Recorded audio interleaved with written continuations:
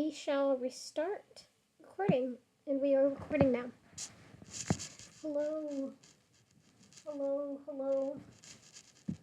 And welcome. Oof. I guess it always makes those noises. Hello and welcome to another good reading sesh.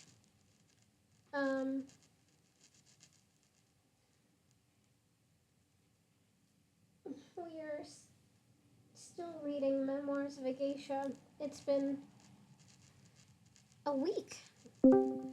Oh, hello. We have a new person here. Filling you in. I am reading, if you have not... Whoa!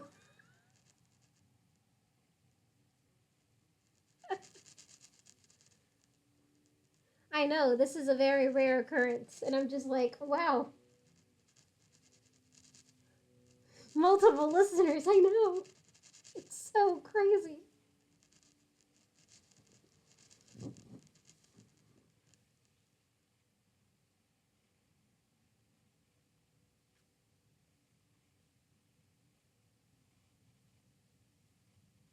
Nice. Cool. I am reading, if you haven't already noticed, or guessed, I am reading, Memoirs of a Geisha, and we are, like, into chapter 6, so we're about 66 pages in already. So just to, well, have you read, or there is a movie based on this book? Maybe you've seen it, maybe you haven't, but it's basically, right now the main character is training to be a geisha right now. She lives in Okia right now, which is where geisha live. She's training. There's a geisha that lives there. Her name is Hatsumomo. She's mean, very, very mean. And yeah, the main character's name is Chio-chan. Yeah. Cool. Let me just gauge how much I want to read, because this book is so long. It's so long.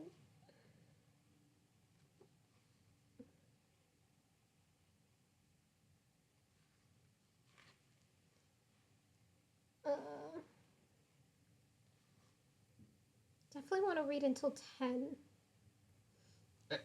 Yeah. But if you ever watch the movie, it's good too. I'm gonna make Chandler watch it after I'm done reading this, which is gonna take a while, because there's like, no joke.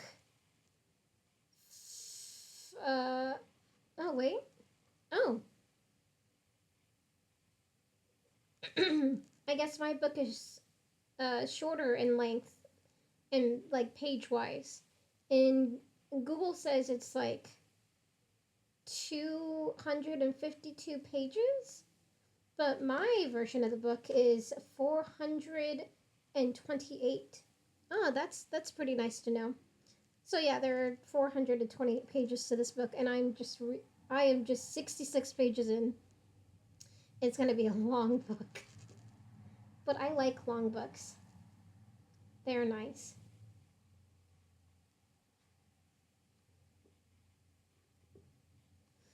Oh yeah. All right. So yeah, we will start. Well, for people that need a basic refresher, we included Chio-chan was observing Hatsumomo do her makeup. She wants to find her sister. Oh, Chio-chan comes from a small fishing village. Her family was her mom died, or was dying when she left. Her dad is super old. So her dad basically gave her and her sister away to this man that took them to Kyoto, and from there, that man gave them to like different okiyas, um, different geisha houses. So she's trying to find her sister again, but she can't seem to find her. Uh, she's made a friend, the other girl that's training to become a geisha, the same age as her. Uh, they call her Pumpkin in this book because that's uh, her her nickname. But yeah, so now we go on to chapter 6.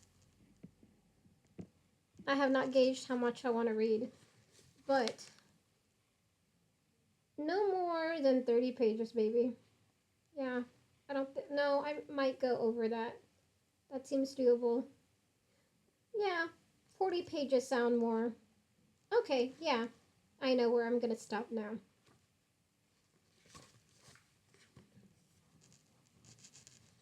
Yeah, yeah, she does. Pumpkin ate a skewer of, what was it? Of octopus off of the floor. And she licked the ground too. Because she was that desperate to eat.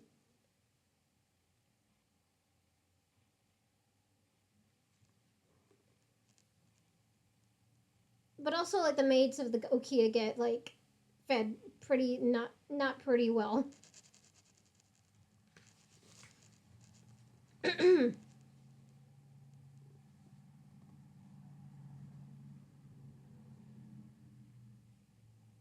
Oh, yeah.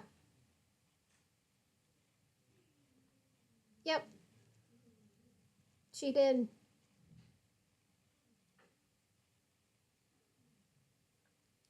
And she did it because if taking it would be yeah, she didn't want to commit sacrilege.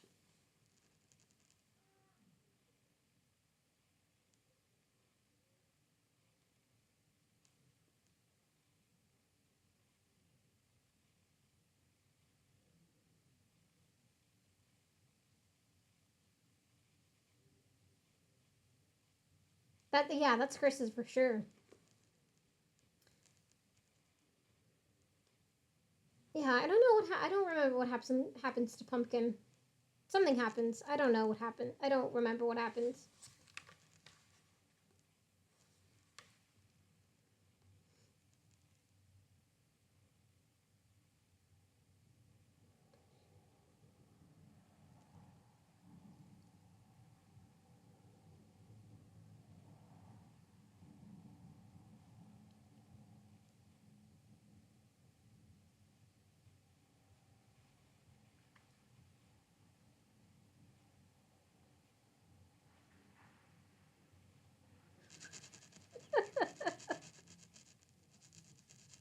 I was like, you got me there for a second. I was just like, wait, what? Does she really? I'm like, oh no, you're dunking on her. Yeah, everyone dunks on Pumpkin. Oh my god, Stephen Pumpkin. Yes.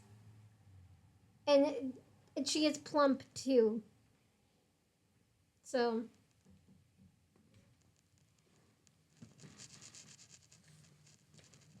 hold on just 1 second. Oh my god.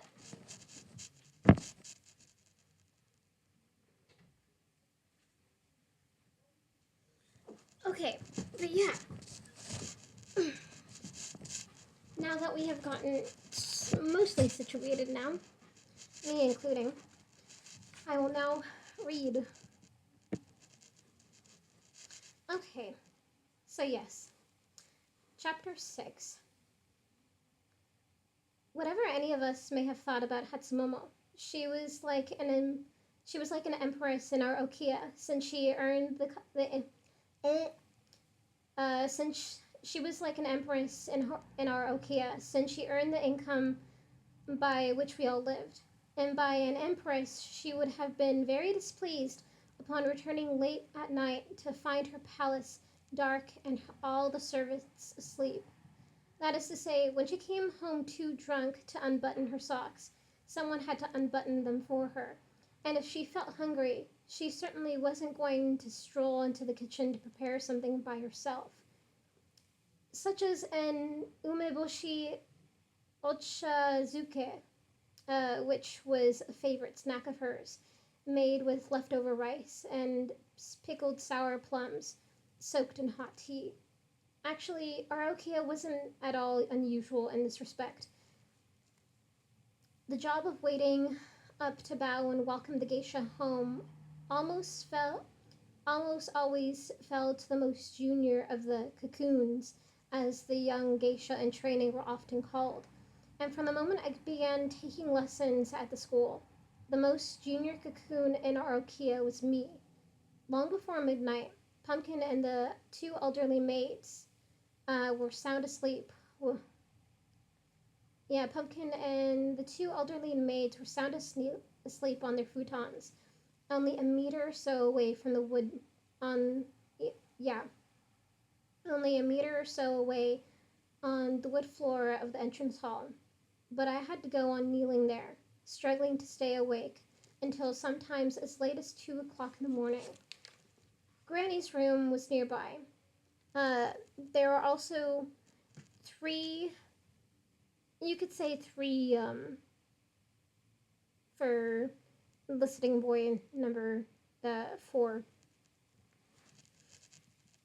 I'm just calling you that out of respect if you don't want to be called by your actual name. I've called Chandler by his name, so yeah. There are 3, I guess, like householders in the Okia. There's Granny, which is the oldest one. I think she's like the main owner. And then she has 2 daughters. Well, I think one by a. No, I think they're 2 adopted daughters. Oh, wait. The story said it something. I think she took them both in. But there's Granny, Mother, and Auntie. And Auntie is the one that's sort of helping out Chio-chan with like how to do certain things and how to behave and stuff like that. And Mother is the more stricter one. They're like probably like in their 40s, maybe 50s, and then Granny is, grandma age. So yeah. But I had to go on kneeling there, struggling to stay awake until sometimes as late as 2 o'clock in the morning. Granny's room was nearby, and she slept with her light on and her door opened a crack. The bar of light that fell across my empty futon made me think of a day not long before Satsu. Satsu is her sister. Before Satsu and I were taken away from our village, when I'd peered into the back room of our house to see my mother asleep there. My father had draped fishing nets across the paper screens to darken the room, but it looked so gloomy I decided to open one of the windows, and when I did, a strip of bright sunlight fell across my mother's futon and showed her hands so pale and bony. To see the yellow light stream into Granny's room onto my futon, I had to wonder if my mother was still alive. We were so much alike. I felt sure I would have known if she died, but of course, I'd had no sign one way or the other.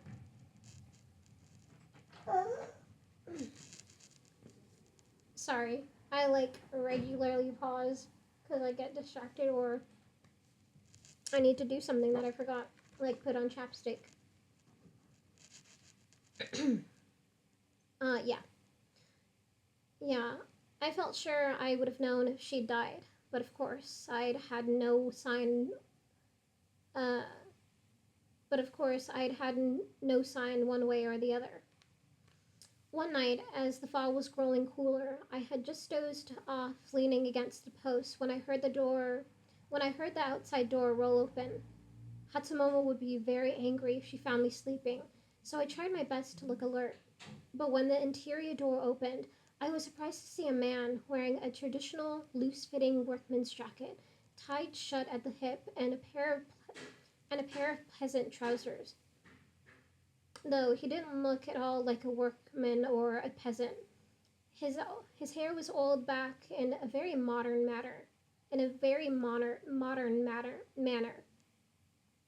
and he wore a closely trimmed beard that gave him the air of an intellectual. He leaned down and took my head in his hands to look me to look me straight uh to look me why do I want to stay straight? It's square. Yeah, he leaned down and took my head in his hands to look me square in the face. Why, you're a pretty one, he said to me in a low voice. What's your name? I felt certain he must be a workman, though I couldn't think why he'd come so late at night. I was frightened of answering him, but I had managed to say my name, and then he moistened a fingertip with his tongue and touched me on the cheek, to take off an eyelash, as it turned out. Yoko is still here? He asked. Yoko was a young woman who spent every day from mid afternoon until late evening sitting in our maid's room. Back in those days, the Okia and the tea houses in Guyon were all linked by a private telephone system, and Yoko was kept busier than almost anyone in our Okia, answering that telephone to book Katsumomo's engagements, sometimes for banquets or parties 6 months to a year advance. Usually, Hatsumomo's schedule didn't fill completely until the morning before, and calls continued through the evening from tea houses, whose customers wanted her to drop in if she had time. But the telephone hadn't been ringing. Yeah, but the telephone hadn't been ringing much tonight, and I thought probably Yoko had fallen asleep just as I had. The man didn't wait for me to answer, but gestured for me to keep quiet and showed himself down the dirt corridor to the maid's room.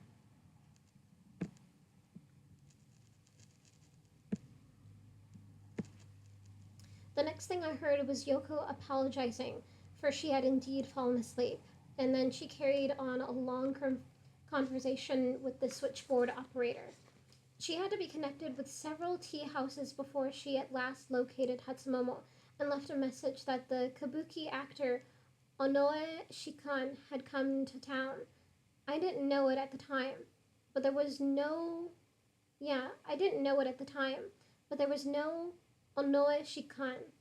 This was just a code. After this, Yoko left for the night.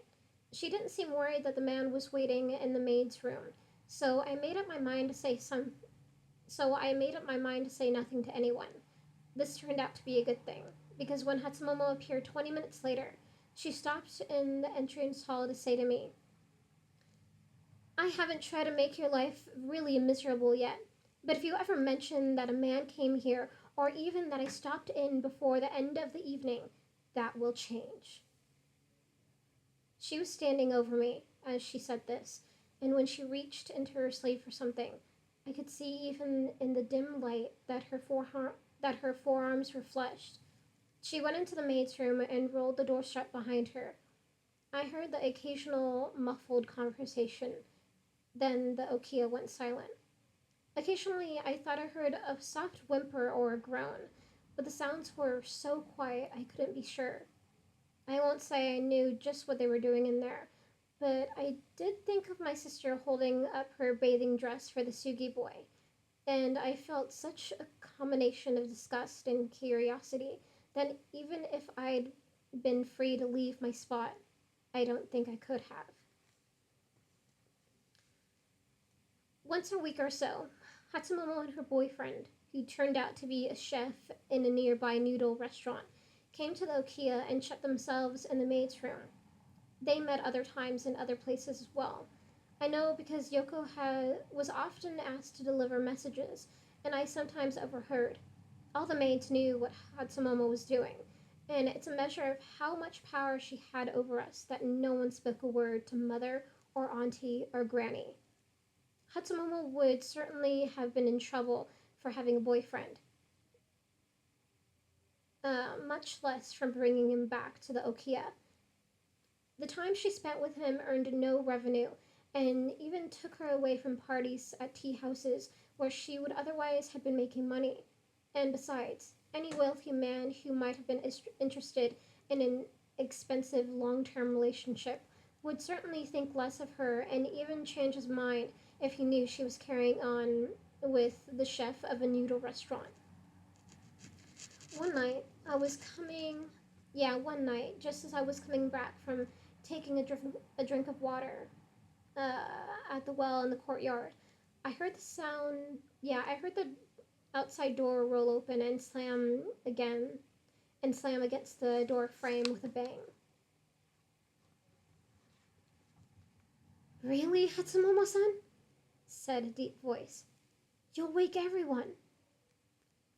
I'd never really understood why Hatsumomo took the rest of I'd never really I'd never really understand why Hatsumomo took the risk of bringing her boyfriend back to the Okia, though probably it was the risk itself that excited her.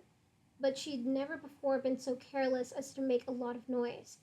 I hurried into my position on my knees, and in a moment Hatsumomo was in the formal entrance hall, holding two packages wrapped in linen paper. Soon another geisha stepped in behind her, so tall that she had to stoop past through the low doorway. When she stood erect and looked down on me, her lips looked unnaturally big and heavy at the bottom of her long face. No one would call no one would have called her pretty. This is our foolish lower maid, said Hatsumomo. She has a name, I think. But why don't you just call her Little Miss Stupid? Well, Little Miss Stupid, said the other geisha, go and get your big sister and me something to drink, why don't you? The deep voice I had heard, oh, yeah, uh, well, Little Miss Stupid, said the other geisha, go and get your big sister and me something to drink, why don't you? The deep voice I'd heard was hers, and not the voice of Hatsumomo's boyfriend at all, after all. Usually, Hatsumomo liked to drink a special kind of sake called amakuchi, which was very light and sweet. But amakuchi was brewed only in the winter, and we seemed to have run out. I poured 2 glasses of beer instead and brought them out. Hatsumomo and her friend had already made their way down into the to the courtyard, and were standing in wooden shoes in the dirt corridor.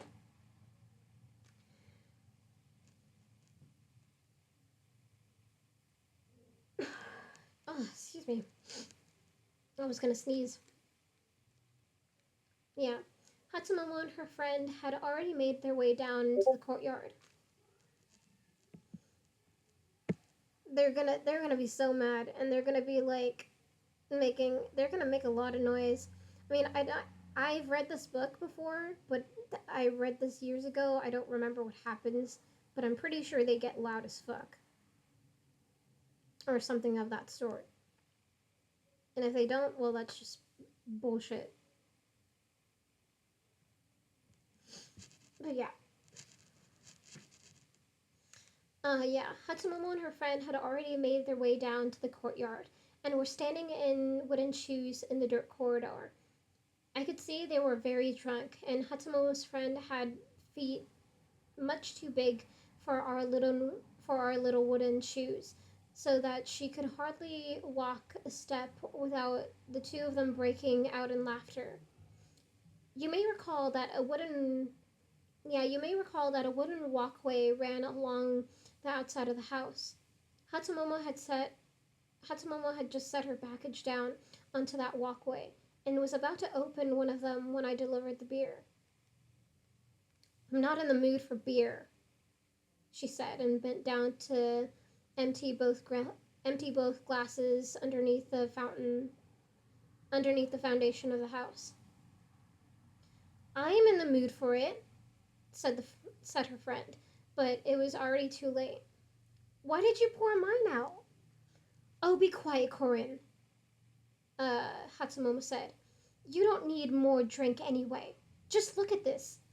Just, uh, yeah, you don't need any more, uh, you don't need more to drink anyway. Just look at this, because you're going to die from happiness when you see it. And here, Hatsumo untied the strings, holding shut the linen paper of one package, and spread out upon the walkway an exquisite kimono in different powdery shades of green, with a vine motif bearing red leaves. Really, it was a glorious silk gauze, through though of summer weight. Yeah, though of summer weight, and certainly not appropriate for the fall weather. Oh, I thought it was gonna be drugs. No, I don't think it's drugs. I don't think they do drugs. At least I don't remember if there's drugs in this book. I don't think so.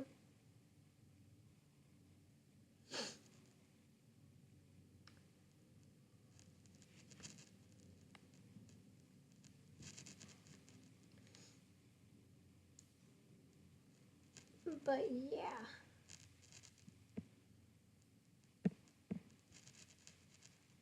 Uh, uh, uh, uh. Yeah. And here, no, it was here. Really, it was a glorious silk gauze, though of summer weight and certainly not appropriate for the fall weather. Hatsumo's friend, Corinne, admired it so much that she drew in a sharp breath and choked on her own saliva, which caused them both to burst out laughing again. I decided the time had come to excuse myself, but Hatsumomo said, "Don't go away, little Miss Stupid." And then she turned to her friend again and told her, "It's time for some fun, Corinne-san. Guess whose kimono this is?" Oh, I remember what they're. I remember. I remember. Yeah, guess whose kimono this is? Corinne was still coughing a good deal, but when she was able to speak, she said, "I wish it belonged to me." Well, it doesn't. It belongs to none other than the geisha we both hate worst than anyone else on the world, than anyone else on Earth. Oh, Hatsumomo, you're a genius. But how did you get Sakota's kimono? I'm not talking about Sakota. I'm talking about Miss Perfect. Who? Miss, I'm so much better than you are? That's who. There was a long pause, and then Corinne said, "Mameha? Oh my goodness. It is Mamaha's kimono. I can't believe it. I can't believe I didn't recognize it. How did you manage to get your hands on it?" "A few days ago, I left something at the Kaburenjo Theater during a rehearsal," Hatsumomo said. "And when I went back to look for it, I heard what I thought was moaning coming up from the basement upstairs. And so I thought, it can't be. This is too much fun. And when I crept down and turned on the light, guess who I found lying there to just like yeah, guess who I found lying there like two pieces of rice stuck together on the floor. I can't believe it. Mamaha? Don't be a fool. She's much too prissy to do such a thing. It was her maid, with the custodian of the theater. I knew she'd do anything to keep me from telling, so I went to tell her. So I went to her later and told her I wanted this kimono of Mamaha's. She started crying when she figured out which one I was describing. And what's this other one? Corinne asked, pointing to the second package that lay on the walkways, its string still tied. "This one I made the girl buy with her own money, and and and now it belongs to me." "Her own money?" said Corinne. "What maid has enough money to buy a kimono?" "Well, if she didn't buy it, as she said, I don't want to know where it came from. Anyway, little Miss Stupid is going to put it away in the storehouse for me." Hatsumomo-san, I'm not allowed in the storehouse, I said at once. If you want to know where your older sister is, don't make me say anything twice tonight. I have plans for you. Afterward, you may ask me a single question, and I'll answer it. I won't say that I believed her, but of course, Hatsumomo had the power to make my life miserable in any way she wanted. I had no choice but to obey. She put the kimono, wrapped in its linen paper, into my arms and walked me down to the storehouse in the courtyard, where she opened the door. Where she opened the door and flipped the light switch with a loud snap. I could see shelves stacked with sheets and pillows, as well as several locked chests and a few folded futons. Hatsumomo grabbed me by the arm and pointed up a ladder along the outside wall. The kimono are up there, she said. I made my way up and opened a sliding wooden door at the top. The storage loft didn't have shelves like the ground floor level. Instead, the walls were lined with red lacquered cases stacked on top of the next, nearly as high as the ceiling. A narrow corridor passed between these two walls of cases, with slatted windows at the ends, covered over with screens for ventilation. The space was lit harshly. The space was lit harshly just as below, but much more brightly, so that when I stepped inside, I could read the black characters carved into the fronts of the cases. They said things like kata komon. Komon. Let me say that again. They said things like kata komon, row, stenciled designs, open weave silk gauze, and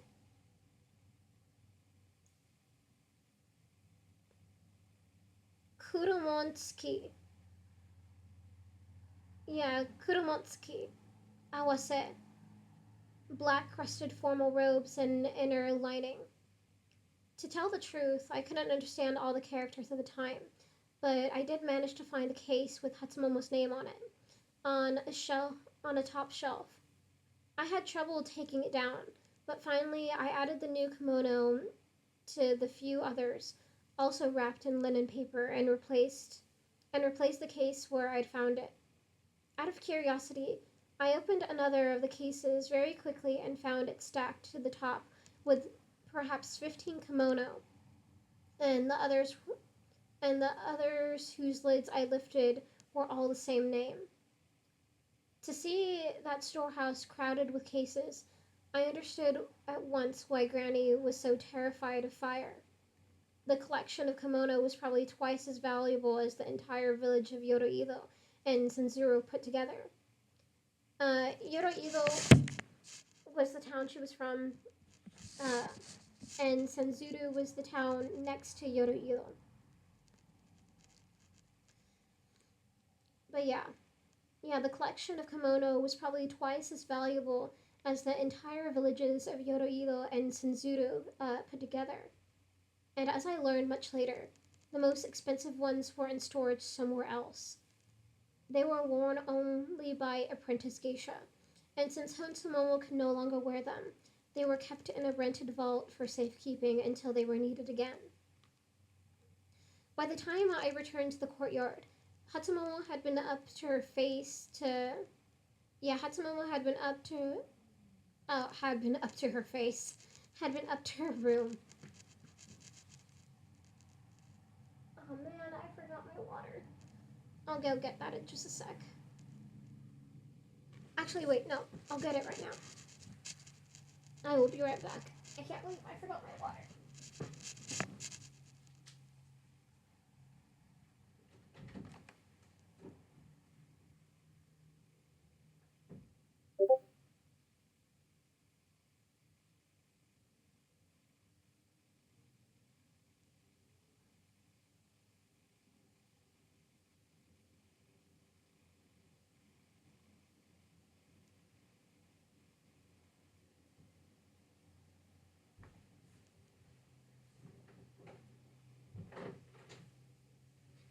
Damn, I cannot believe I forgot my water. That's like the most important thing I could have when I'm reading. And I forgot it.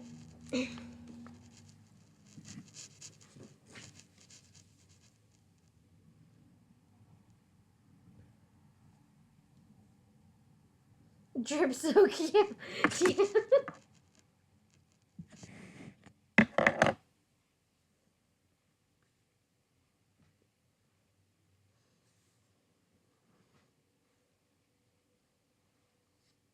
Yep.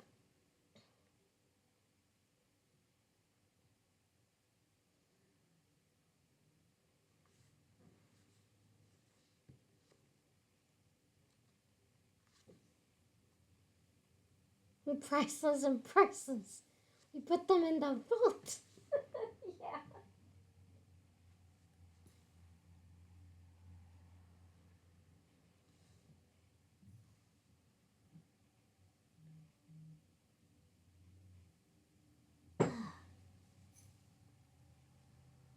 Okay.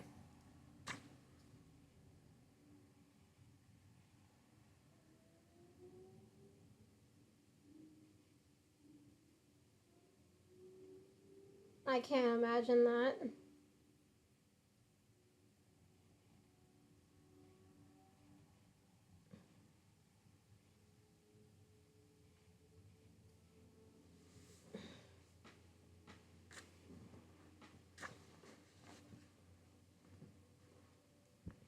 But yeah. Okay. Yeah. Uh, by the time I returned to the courtyard, Hatsumomo had been up to her room to fetch an inkstone and a stick of ink, as well as a brush for calligraphy. I thought perhaps she wanted to write a note and slip it inside the kimono when she refolded it. She had dribbled some water from the well onto her inkstone and was now sitting on the walkway grinding ink. When it was good and black, she dipped a brush in it and smoothed its tip against the stone so that all the ink was absorbed in the brush and none of it would drip. When she Then she put it into my hand.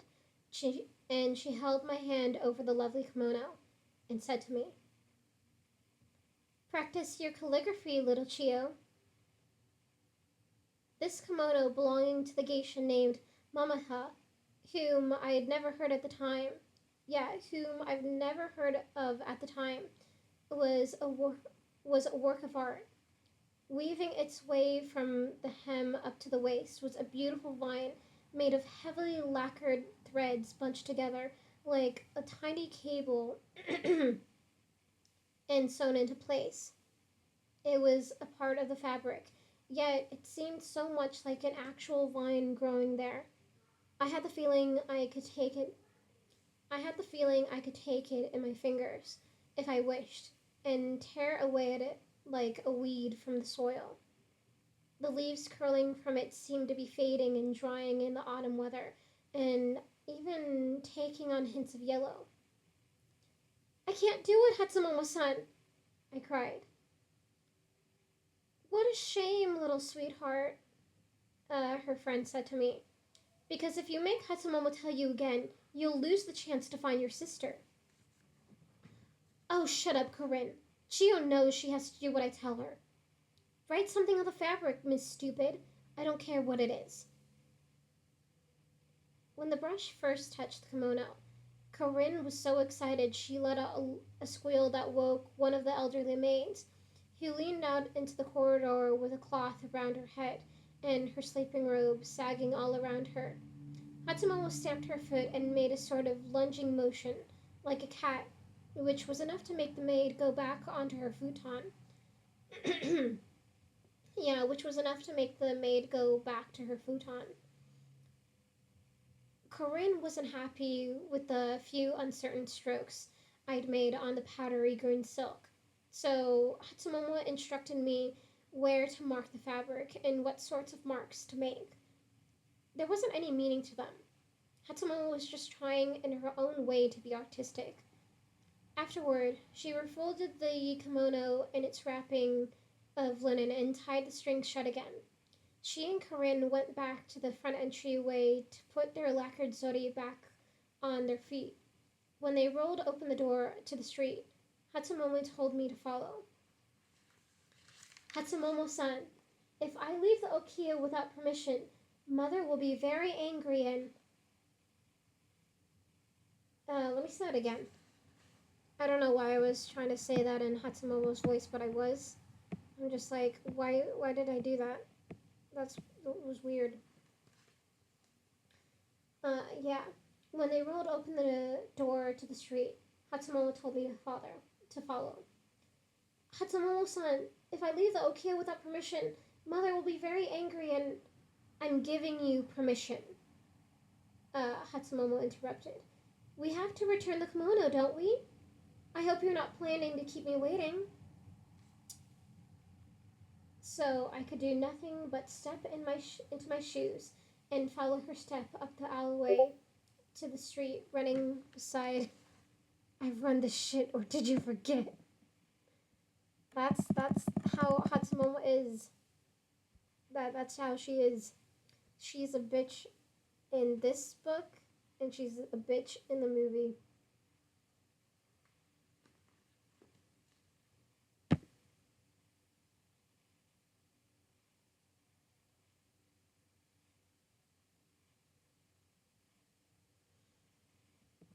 Yeah, she does.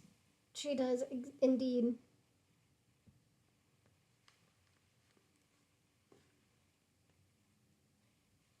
So I could do nothing but step into my shoes and follow her up the alleyway to a street running beside the narrow Shirakawa stream. Back in those days, the streets and alleys in Gion were still paved beautifully with stone. We walked along in the moonlight for a block or so. We walked along in the moonlight for a block or so, beside the weeping cherry trees that drooped down over the black water, and finally across a wooden bridge arching over into a section of Gion I'd never seen before. The embankment of the stream was stone, most of it covered with patches of moss. Along its top, the backs of the tea house and Okia connected to form a wall. Reed screens over the windows sliced the yellow light into tiny strips that made me think of what the cook had done to a pickled radish earlier that day. I could hear the laughter of a group of men in Geisha. Something very funny must have been happening in one of the tea houses, because each wave of laughter was louder than the one before, until they finally died away and left only the twanging of a shamisen from another party. For the moment, I could imagine that Gion was probably a cheerful place for some people. I couldn't help wondering if Satsu might be at one of those parties, even though Awajiumi, the Gion registry office, had told... Yeah, even though Awajiumi at the Gion registry office had told me she wasn't in Gion at all. Shortly, Hatsumomo and Corinne came to a stop before a wooden door. You're going to take this kimono up the stairs and give it to the maid there, Hatsumomo said to me. Or if Miss Perfect herself answers the door, you may give it to her. Don't say anything. Just hand it over. We'll be down here watching you. With this, she put the wrapped kimono into my arms, and Corinne rolled open the door. Polished wooden steps led up into the darkness. I was trembling with fear so much I could go no farther than halfway up them before I came to a stop. Then I heard Corinne say into the stairwell in a loud whisper, "Go on, little girl. No one's going to eat you. Yeah, no one's going to eat you unless you come back down with the kimono still in your hands. And then we just might. Right, Hatsumomo-san?" Hatsumomo let out a sigh at this, but said nothing. Corinne was squinting up into the darkness, trying to see me, but Hatsumomo, who was stood not much higher than Corinne's shoulders, was chewing on one of her fingernails and paying no attention at all. Even then, amid all my fears, I couldn't help noticing how extraordinary Hatsumomo's beauty was. She may have been as cruel as a spider, but she was more lovely chewing on her fingernail than most geisha looked. Yeah, yeah. Sorry, I got lost in words. She may have been as cruel as a spider, but she was more lovely chewing on her fingernail than most geisha looked posing for a photograph. The contrast with her friend Corinne was like comparing a rock along the roadside with a jewel. Yeah, with a jewel.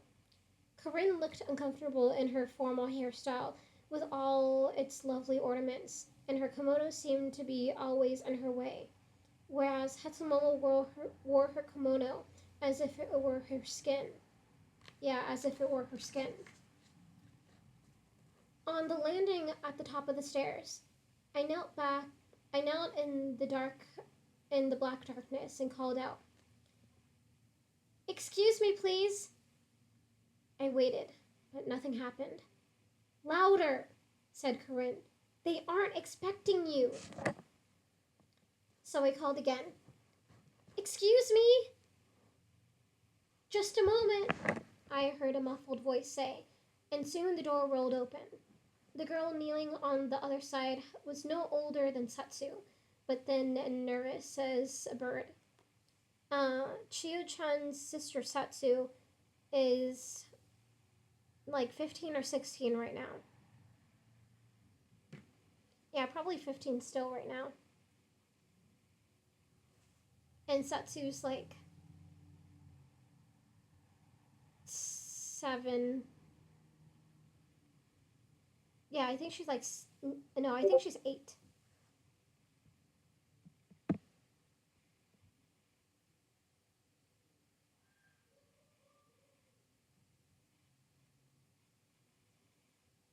Yeah,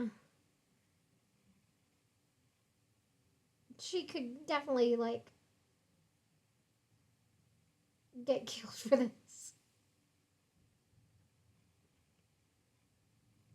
Though the time period of this is before World War II, so I don't think that would happen. But she would face like major consequences.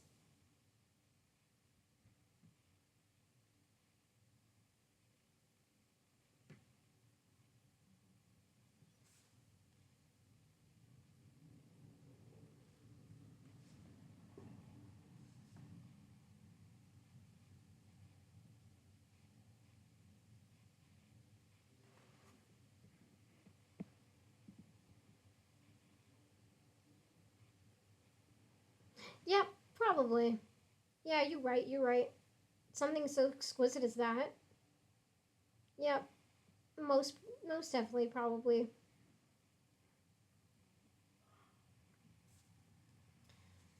Uh, just a moment. I heard a muffled voice say, and soon the door rolled open. The girl kneeling on the other side was no older than Satsu, but thin and nervous as a bird. I handed her the kimono and its wrapping of linen paper. She was very surprised. And took it from me almost desperately. "Who's there, Asami-san?" called a voice from inside the apartment. I could see a single paper lantern on a I could see a single paper lantern on an antique stand burning beside a freshly made futon. The futon was made the futon was for the geisha Mamaha.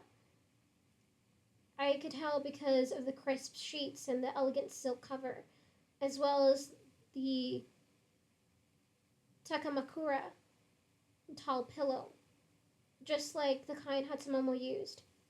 It wasn't really a pillow at all, just a wooden stand with a paddled cradle for the neck.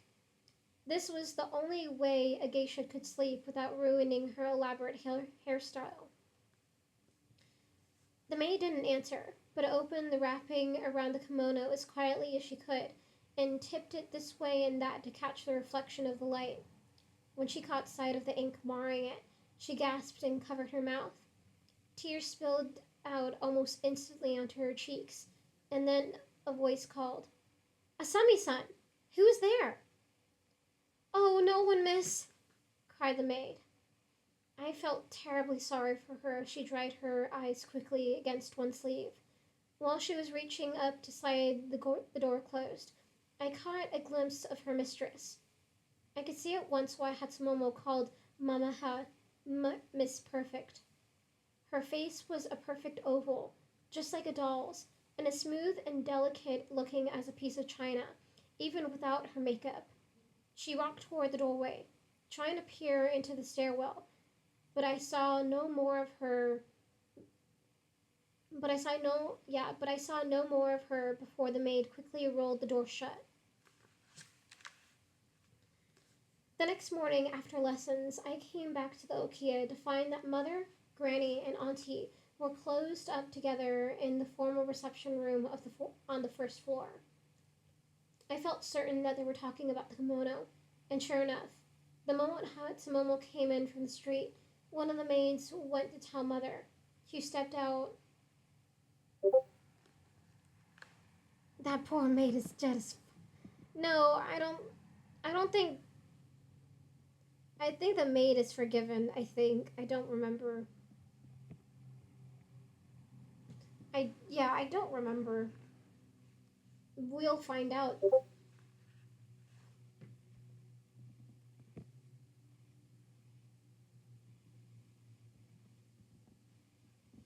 Yeah, I felt certain that they were talking about the kimono. And sure enough, the moment Hatsumomo came in from the street, one of the maids went to tell Mother, who stepped out into the entrance hall and stopped Hatsumomo on her way up the stairs. "We had a little visit from Mamaha and her maid this morning," she said. "Oh, Mother, I know just what you're going to say. I feel terrible about the kimono. I tried to stop Chio, but she put ink on it. But it was too. I tried to stop Chio before she put ink on it, but it was too late. She must have thought it was mine. I don't know why she hated me so from the moment she came here. To think she would ruin such a lovely kimono just in the hopes of hurting me. By now,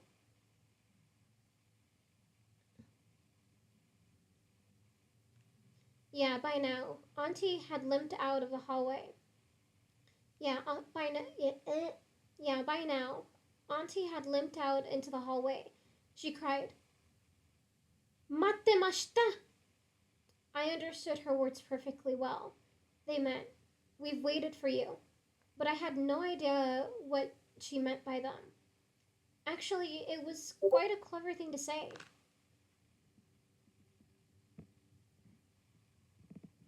Yep, it is ruined. Ruined, ruined, ruined.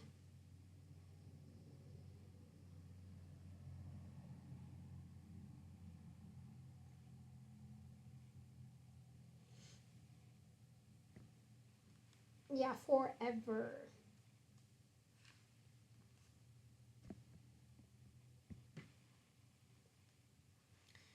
But I had no idea what she meant by them. Actually, it was quite a clever thing to say, because this is what the audience sometimes shouts when a great star makes his entrance in a kabuki play. "Auntie, are you suggesting that I had something to do with ruining that kimono?" Hatsumomo said. "Why would I do such a thing?" "Everyone knows you hate Mamaha," uh, Auntie told her.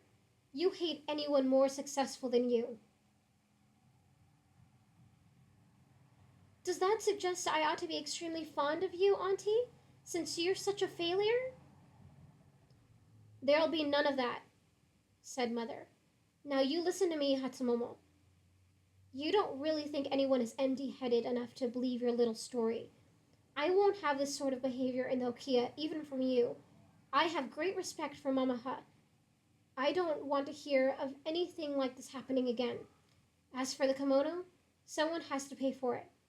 I don't know what happened last night, but there is no dispute about who was hold but there's no dispute about who was holding the brush. The maid saw the girl doing it. The girl with yeah, the maid saw the girl doing it. The girl with the girl will pay. God, I said that so fast.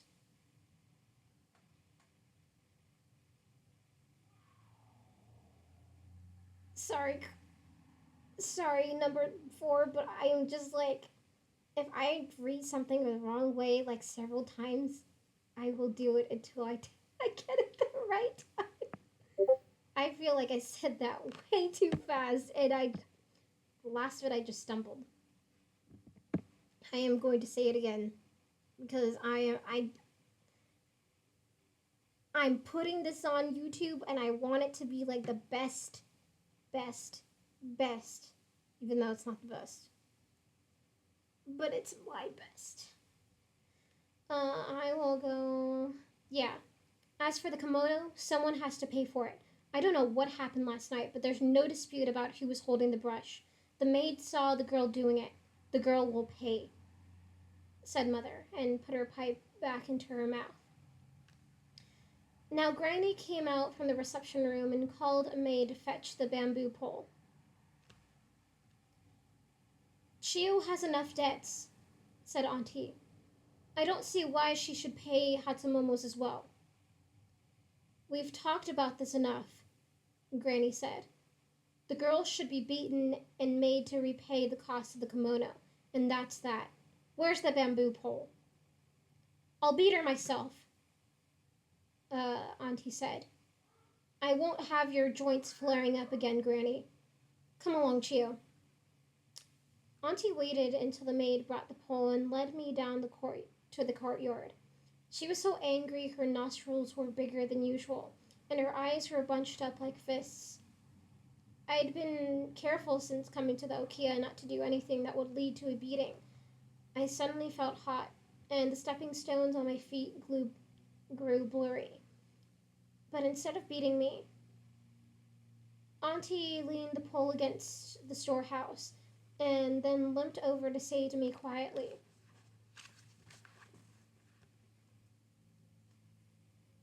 What have you done to Hatsumomo? She's bent on destroying you. There must be a reason, and I want to know what it is. I promise you, Auntie, she's treated me this way since I arrived. I don't know what I ever did to her. Granny may call Hatsumomo a fool, but believe me, Hatsumomo is no fool. If she wants to ruin your career badly enough, she'll do it. Whatever you've done to make her angry, you must stop doing it. I haven't done anything, Auntie, I promise you. You must never trust her, not even if she tries to help you. Already she's burdened you with so much debt, you may never work it off.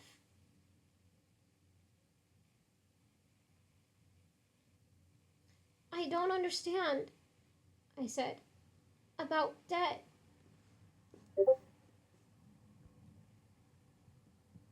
Yeah, Chio-chan in the book, because in the book it has a picture of her, she has blue eyes. And that's what I guess makes her. I mean, she has other pretty features too, but that's like the main like thing is that she has. Yep.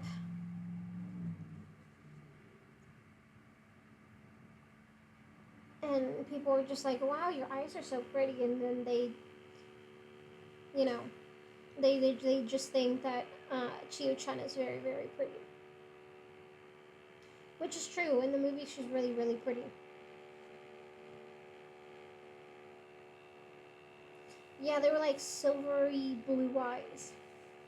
Yeah, I think they were silver, I think. Like a bluish silver. At least that's what I imagine them. Like a bluish silver. Oh, excuse me. But yeah. don't understand, I said. About debt. Hatsumomo's little trick with that kimono is going to cost you more money than you ever imagined in your life. That's what I mean about debt. But how will I pay? When you begin when you begin working as the geisha, you'll pay the okia back for it, along with everything else you'll owe, your meals and lessons. If you get sick, your doctor's fees, you pay all of that yourself. Why do you think Mother spends all her time in her room, writing numbers in those little books? You owe the okia even for the money it costs to acquire you.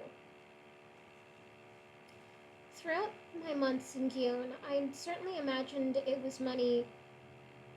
Yeah, I'd certainly imagined that money must have changed hands. Uh, throughout my months in Gion, I certainly imagined that money must have changed hands before Satsu and I were taken from our home. I thought, I often thought of the conversation I'd overheard between. So, what a deal!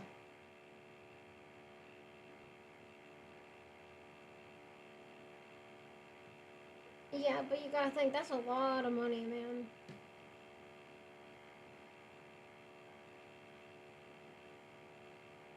Before you know it. Yep,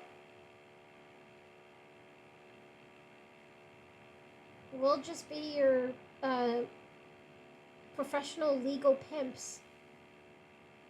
You get to pimp yourself. We get to pimp you.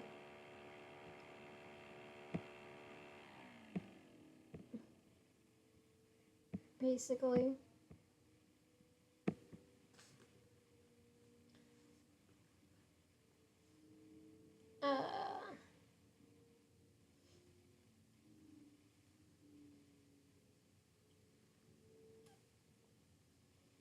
Uh, yeah. I often thought of the conversation I'd overheard with Mr. Tanaka and my father. Yeah, Mr. Tanaka is the one that took the girls away. Yeah, I'd often thought of the conversation I'd overheard between Mr. Tanaka and my father, and of what Mrs. Fidget had said about Satsu and me being suitable. Yeah, Mr. Tanaka, before he took them to Kyoto, he took them to this place with where this old woman basically inspected how healthy their bodies were. Basically uh, saying, oh yeah, she's a virgin, and yeah, she's clean, she's healthy, and stuff like that. And they called her Mrs. Fidget. Sorry for the people that are my YouTube people. I just want my other listening boys to get caught up. But yeah. Where was I? Yeah, I often thought of the conversation I'd overheard between Mr. Tanaka and my father, and of what Mrs. Fidget had said about Satsu and me being suitable.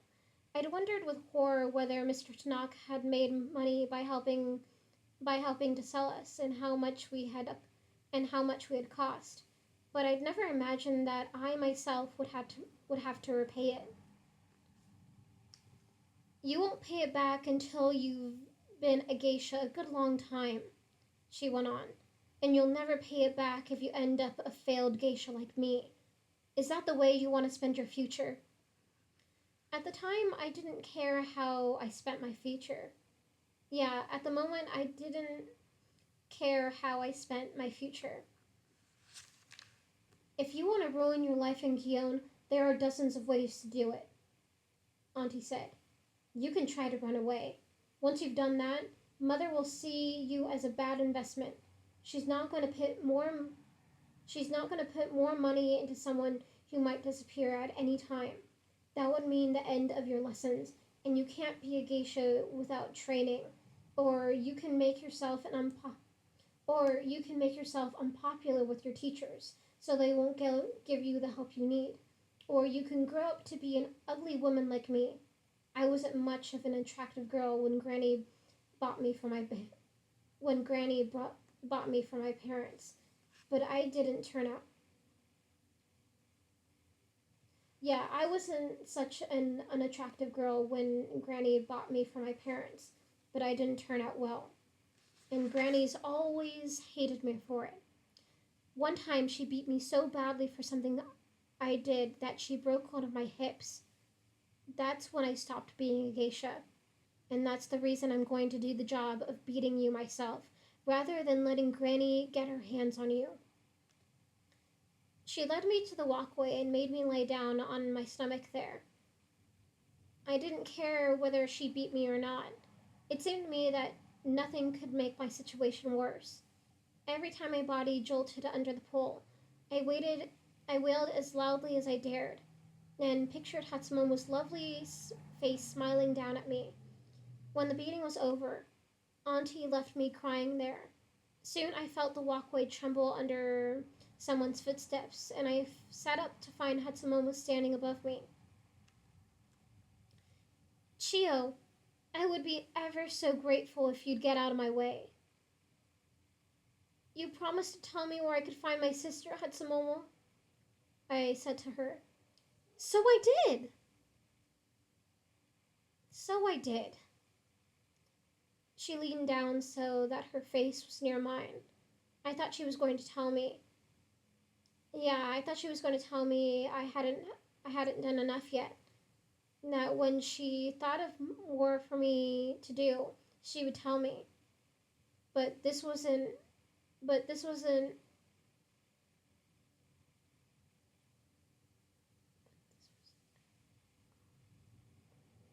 Yeah, but this wasn't at all what happened. Your sister is in a Jorya uh Jor how do we say this? Joro Jorao Joraya Joraya. Huh. Hold on. I wanna know how to say this right. Cause it's like a weird Jorao yeah. Shoraya. How do I pronounce it though? Shoraya. Think.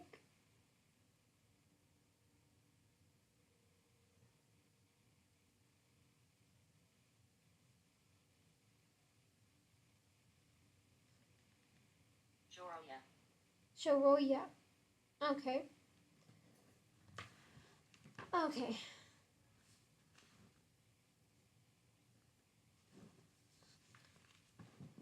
Uh, your sister is in a Joroya called Tatsuya.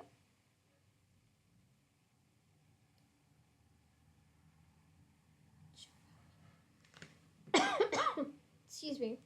Yeah, your sister is in a Joroya called Tatsuya, she told me, in the district of Miwagawa, Miwagawa-cho, just south of Gion. When she was done speaking, she gave me a little shove with her foot, and I stepped down out of her way. That is the end of that chapter. Finally, man, right? That these chapters are long, but a jarauya is it is a brothel, which is a place of prostitution. Uh, yeah, prostitutes wore kimono and hair ornaments similar to geisha, but their obi were tied in the front, a mark of a prostitute.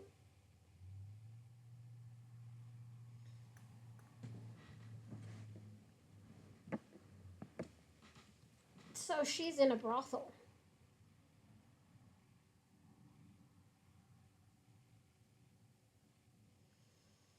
Oh man.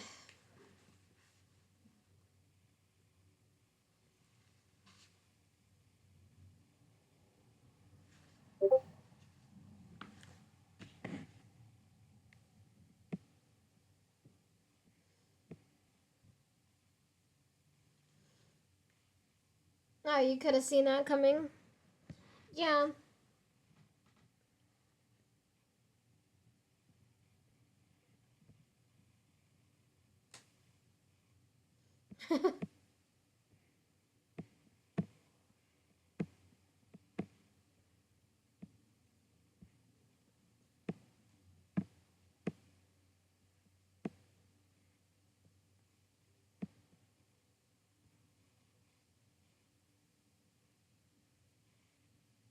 Good to know. Yeah, if you need quick cash, there you go.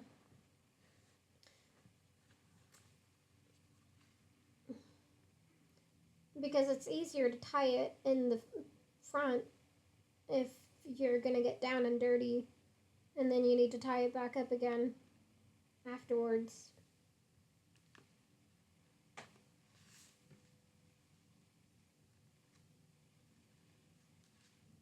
But yeah,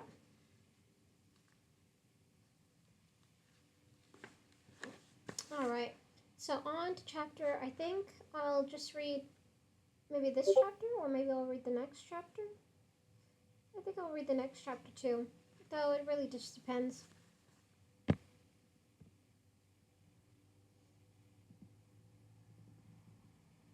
Yep, yep. But yeah. So now we're on chapter 7. Chapter 7. I'd never heard of the word Joroya before. So the very next evening, when Auntie dropped a sewing tray onto the floor of the entrance hall and asked my help in cleaning it, I said to her, Auntie, what is a Joroya? Auntie didn't answer, but just went on reeling up a spool of thread. Auntie, I said again. It's the sort of place Hatamomo will end up if she ever gets what she deserves, she said. She didn't seem inclined to say more, so I had no choice but to leave it at that. My question was my question certainly wasn't answered, but I did form the impression that Setsu might be suffering even more than I was. So I began thinking about how I might sneak to this place called Tatsuyo the very next time I had the opportunity. Unfortunately, part of my punishment for ruining Mamaha's kimono was confinement in the Okia for 50 days. I was permitted to attend the school as long as Pumpkin accompanied me, but I was no longer permitted to run errands. I suppose I could have dashed out the door any time if I'd wanted to, but I knew better. But I knew better than to do something so foolish. To begin with, I wasn't sure how to find the Tetsuyo, and what was worse, the moment I was discovered missing, Mr. Beku or someone would be sent to look for me. A young maid had to run. A young maid.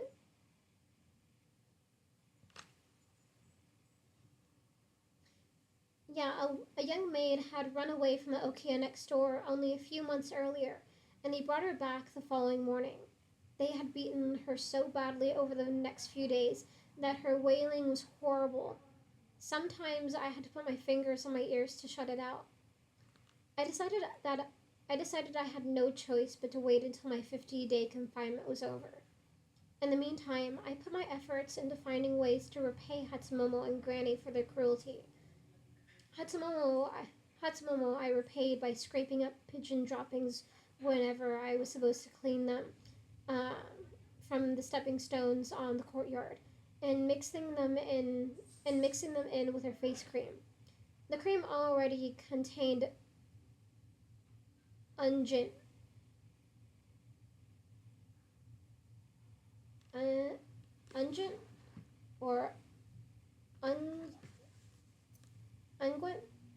I think it's Unjin, but I'm not sure. Let me see. Let me see. Oh, I got it. Oh, nice. Cool. I was just like, I'm pretty sure I got it. It's I just want to make sure, man. Un, un, un, un. That's the word I'm trying to pronounce. I got it right. Ungent. Did I say it? Did I spell it right? Yeah, I spelled it right. I spelled it right. Yeah. Thinking so.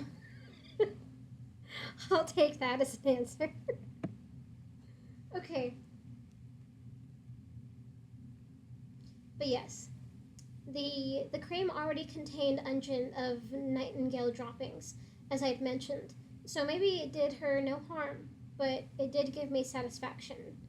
Granny I repaid by wiping the toilet rag around on the inside of her sleeping robe, and I was very pleased to see her sniffling at it in puzzlement, though she never took it off.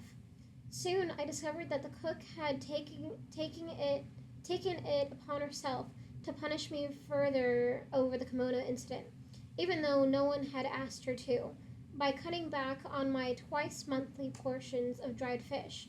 I couldn't think of how to repay her for this until one day I saw her chasing a mouse down the corridor with a mallet.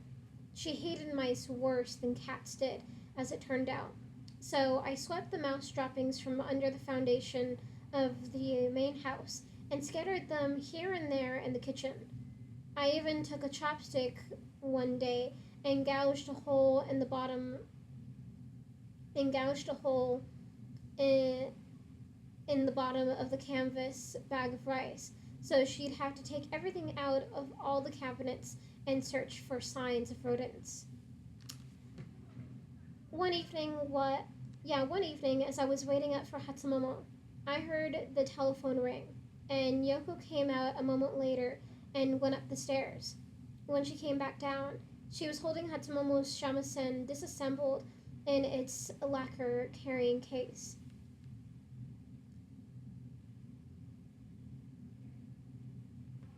"You'll have to take this to the Mizuki tea house," she said to me.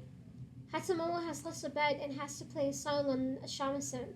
I don't know what's gotten into her, but she won't use the one the tea house has offered. I think she's just stalling, since she hasn't touched a shamisen in years." Yuko apparently didn't know I was confined to the Okia, which was no surprise, really. She was rarely permitted to leave the maid's room in case she should miss an important telephone call, and she wasn't involved in the life of the Okia in any way. I took the shamisen from her while she put on her kimono overcoat. I took the shamisen from her while she put on her kimono overcoat to leave for the night. And after she'd explained to me where to find the Mizuki tea house, I slipped into my shoes in the entryway, tingling with nervousness as someone might stop me. The maids and Pumpkin, even the three older women, were all asleep, and Yoko would be gone in a matter of minutes. It seemed to me that my chance to find my sister had come at last. I heard thunder rumble overhead, and the air smelled of rain. So I hurried along the streets, past groups of men and geisha. Some of them gave me peculiar looks, because in those days we still had men and women in Gion who made their living as shamisen porters. They were often elderly. Certainly none of them were children. It wouldn't surprise me if some of the people I passed thought I'd stolen that shamisen and was running away with it. When I reached the Mizuki tea house, rain was beginning to fall, but the entrance was so elegant I was afraid to set foot in it. The walls beyond the little curtain that hung in the doorway were a soft orange hue, trimmed in dark wood. A path of polished stone led to a huge vase holding an arrangement of twisted branches from a maple tree with their brilliant red leaves of fall. At length,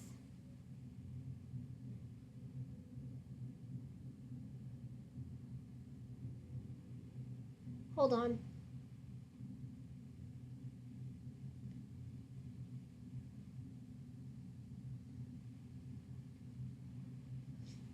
Yeah, let me just say this part again, because I was reading, but I was not paying attention to what I was reading. Yeah. The walls beyond the little curtain that hung in the doorway were a soft orange hue, trimmed in dark wood. A path of polished stone led to a huge vase holding an arrangement of twisted branches from a maple tree with their brilliant red leaves of fall. At length, I worked up my courage and brushed past the little curtain. Near the vase, a spacious entryway opened on to one side, with a floor of coarsely polished granite. I remember being astounded by all that. Yeah, I remember being astounded that all the beauty I'd seen wasn't even the entryway to the house, but only the path leading to the entryway. It was exquisitely lovely, as indeed it should have been. Because although I didn't know it, I was seeing for the first time one of the most exclusive tea houses in all of Japan. And a tea house isn't for tea, you see. It's the place where men go to be entertained by geisha. The moment I stepped into the entryway, the door before me rolled open. A young maid kneeling on the raised floor inside gazed down at me. She must have heard my wooden shoes on the stone. She was dressed in a beautiful dark blue kimono with a simple pattern in gray. A year earlier, I would have taken her to be the young mistress of such. Yeah, a year earlier, I would have taken her to be the young mistress of such an extravagant place. But now, after my months in Gion, I recognized at once that her kimono, though more beautiful than anything in Yoroido, was far too simple for a geisha or for the mistress of the tea house. And of course, her hairstyle was plain as well. Still, she was far more elegant than I was, and I looked down at me with contempt. "Go to the back," she said. Hatsumomo was asked that. "Go to the back," she said again, and rolled the door shut without waiting for me to reply. The rain was falling more heavily now, so I ran, rather than walked, down a narrow alleyway, and down a narrow alley alongside the tea house. The door at the back entrance rolled open as I arrived, and the same maid knelt there waiting for me. She didn't say a word, but just took the shamisen case from my arms. "Miss," I said, "may I ask, can you tell me where the Miyawagawa Cho district is? Why do you want to go there?" "I have to pick up something." She gave me a strange look, but then told me to walk along the river until I passed the Meece Theater, and I would find myself in Miyawagawa Cho. I decided to stay under the eaves of the tea house until the rain stopped. As I stood looking around, I discovered a wing of the building visible between the slats of the fence beside me. I put my eye to the fence and found myself looking across a beautiful garden at a window of glass. Inside a lovely tatami room, bathed in orange light, a party of men and geisha sat around a table scattered with sake cups and glasses of beer. Hatsumomo was there too, and a bleary-eyed old man who seemed to be in the middle of a story. Hatsumomo was amused about something, though evidently not by what the old man was saying. She kept glancing at another geisha with her back to me. I found myself remembering the last time I had peered into a tea house with Mr. Tanaka's little daughter, Kuniko, and began to feel the same sense of heaviness I'd felt so long ago at the graves of my father's first family. Oh yeah, the reason why I said Chio-chan's father was so old is because he had another family before he had um, Chio-chan and was married to her mom, but his family died, and so he started a new family. So he's probably like, I kind of want to say like 50 or maybe even like 55-ish. They described him in the beginning of the book as really old, like very very old.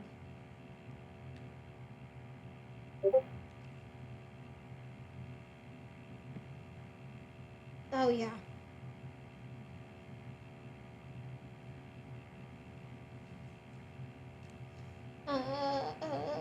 Yeah. Yeah, I saw. Uh,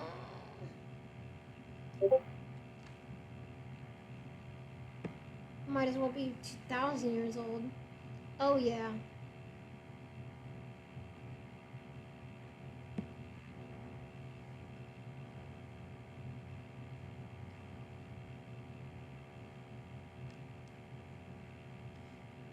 Yeah, I found myself remembering the last time I peered into a tea house with Mr. Tanaka's little daughter, Kumiko, and began to feel the same sense of heaviness I had felt so long ago at the graves of my father's first family, as if the earth were pulling me down toward it.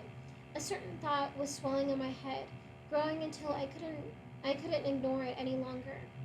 I wanted to turn away from it, but I was as powerless to stop that thought from taking over my mind as the wind is to stop itself from blowing. So I stepped back and sank onto the stone step of the entryway, with the door against my back, and began to cry. I couldn't stop thinking about Mr. Tanaka. He had taken me from my mother and father, sold me into slavery, sold my sister into something even worse. I had taken him for a kind man. I had thought he was so refined, so worldly. What a stupid child I had been. I would never go I would never go back to Yoroido, I decided. Or if I did go back, it would be it would only be to tell Mr. Tanaka how much I hated him.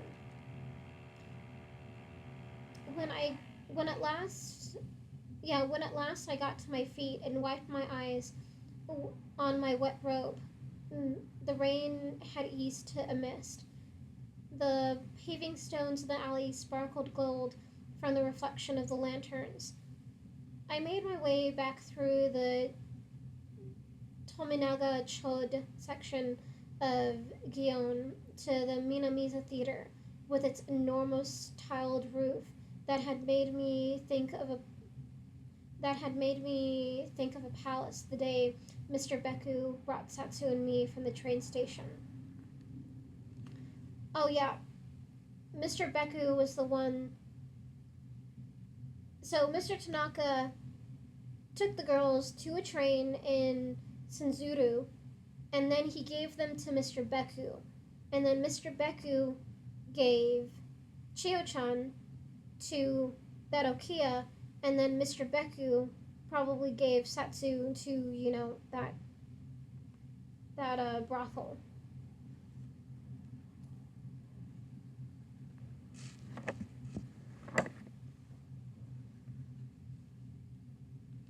But yeah, uh,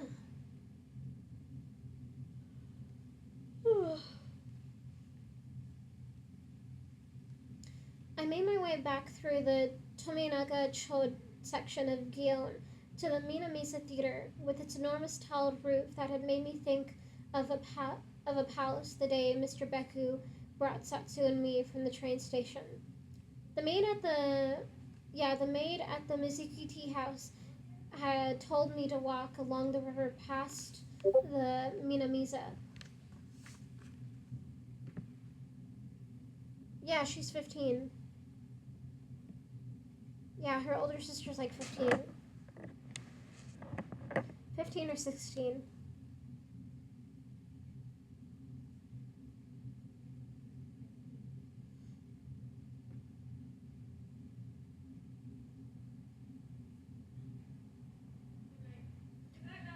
Good night. Yep, now she works at a brothel. Real cool. Real cool.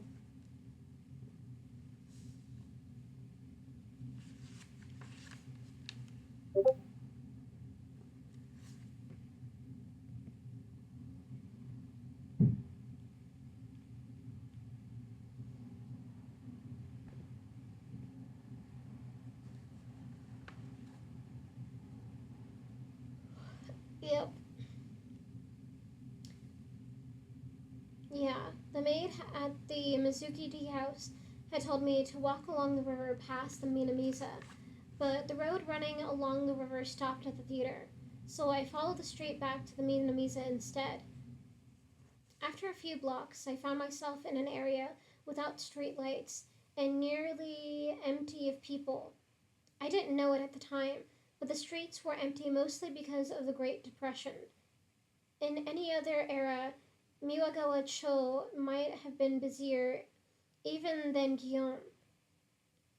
That evening it seemed to be me a very yeah, that evening it seemed to yeah, that evening it seemed to me a very sad place, which indeed I think it has oh which indeed I think it has always been. The wooden the wooden facades look like Guillaume, but the place had no trees, no lovely Shirakawa stream, no beautiful entryways. The only illumination came from the light bulbs and the open doorways, where old women sat on stools, often with two or three women I took to be geisha on the street beside them. They wore kimono and hair ornaments similar to geisha, but their obi were tied in the front rather than the back. I'd never seen this before and didn't understand it, but it's the mark of a prostitute. A woman who must take a woman who must take her sash on and off all night can't be bothered with tying it behind her again and again. With the help of one of these women, I found the Tetsuyo in a dead end alley with only three other houses. All were marked with placards near their doors. I can't possibly describe how I felt when I saw the light lettered Tetsu. Yeah, I can't possibly describe how I felt when I saw the sign lettered Tetsuyo, but I will say that my body seemed to tingle everywhere, so much that I felt I might explode. In the doorway of the Tetsuyo,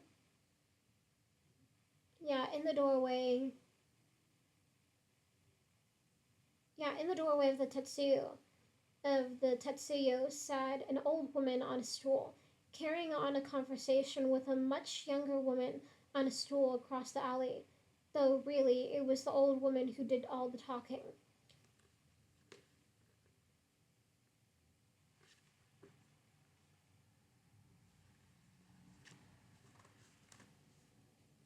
She sat leaning back against the door frame with her gray robe sagging partway open, and her feet stuck out in a pair of zori.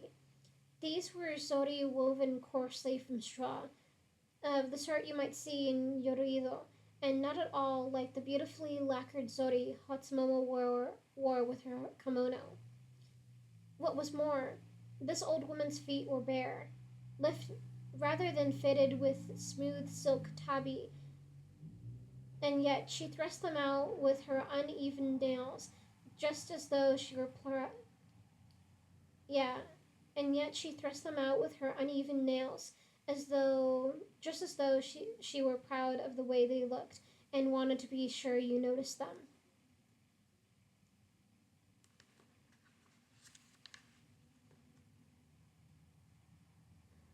Just another 3 weeks, and I'm not coming back, she was saying. The mistress thinks I am, but I'm not. My son's wife is going to take good care of me. She's not clever, but she works hard. Didn't you meet her? If I did, I don't remember. Yeah, if I did, I don't remember, the younger woman across the way said. There's a little girl waiting to talk with you. Don't you see her? At this, the old woman looked at me for the first time. She didn't say anything, but she gave a nod of her head to tell me she was listening. Please, ma'am, I said, do you have a girl here named Satsu? We don't have any Satsu, she said. I was too shocked to know what to say to this. What to say to this. But in any case, the old woman suddenly looked very alert because a man was just walking past me toward the entrance. She stood partway and gave him several bows with her hands on her knees and told him, "Welcome, welcome." When he'd entered, she put herself back down on the stool and stuck her feet out again. "Why are you still here?" the old woman said to me. "I told you we don't have any satsu."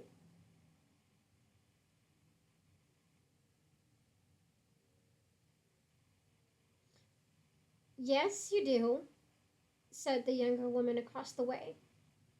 "You're Yukiyo. Her name used to be Satsu. I remember."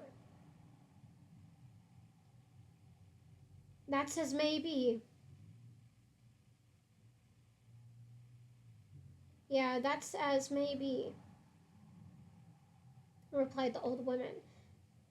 "But we don't have any Satsu for this girl. I don't get myself into trouble for nothing." I didn't know what she meant by this until the younger woman muttered as I didn't know what she meant by this until the younger woman muttered that I didn't look as if I had a single cent on me. Then, and she was quite right. She was quite right. A sen, which was worth only 1/100th of a yen, was still commonly used in those days, though a single one wouldn't even buy an empty cup from a vendor. I'd never held a coin of any kind in my hand since coming to Kyoto. Uh, when running errands, I asked, "Oh, God, sorry, I just gotta adjust myself again." Oh my God.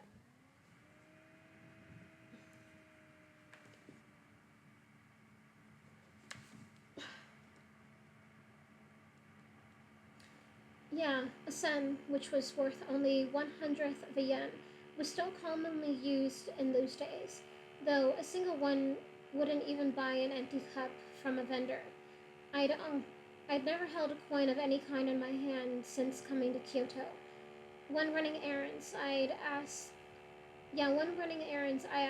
that the goods be charged to the Nita Okiya. "If it's money you want,"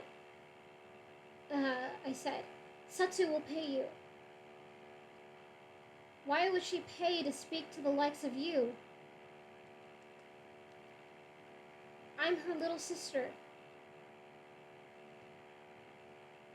She beckoned me with her hand, and when I neared her, she took me by the arms and spun me around. "Look at this girl," she said to the woman across the alley. "Does she look like a little sister to Yukiyo? If our Yukiyo is as pretty as this one, we'd be the busiest house in town. You're a liar is what you are." And with this, she gave me, yeah, and with this, she gave me a little shove back out into the alley. I'll admit I was frightened, but I was more determined than frightened, and I'd already come this far. I certainly wasn't going to just leave. Yeah, I certainly wasn't going to leave just because this woman didn't believe me. So I turned around. So I turned myself around and gave her a bow and said to her, "I apologize if I seem to be a liar, ma'am, but I'm not. Yukiyo is my sister. If you'd be kind enough to tell her Chiyo is here, she'll pay you what you want." This must have been the right thing to say, because at last she turned to the younger woman across the alley. "You go up for me. You're not busy tonight. Besides, my neck is bothering me. I'll stay here. Keep an eye on this girl. The younger woman stood up from her stool and walked across in the Tatsuya. I heard her climbing the stairs inside. Finally, she came back down and said, Yukio has a customer. When he's done, someone will tell her to come down. The old woman sent me into the shadows on the far side of the door to squat there where I couldn't be seen. I didn't know how much time passed, but I grew more and more worried that someone in Okia might discover me gone. I had an excuse for leaving, though Mother would be angry with me just the same. But I didn't have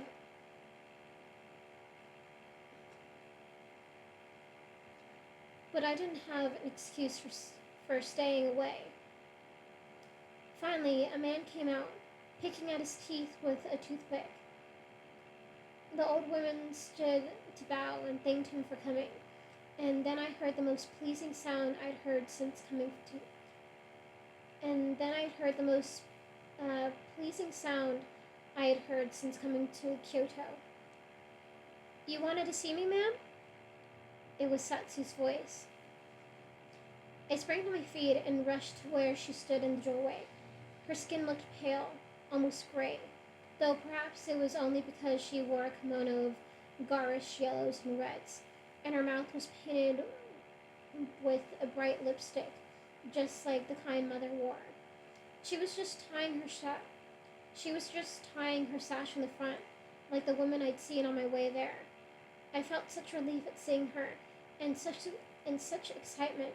I could hardly keep from rushing into her arms, and Satsu too let out a cry and covered her hand with her mouth.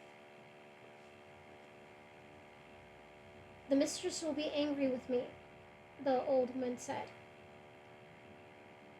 I'll come right back, Satsu told her, and disappeared inside the Tetsuya again.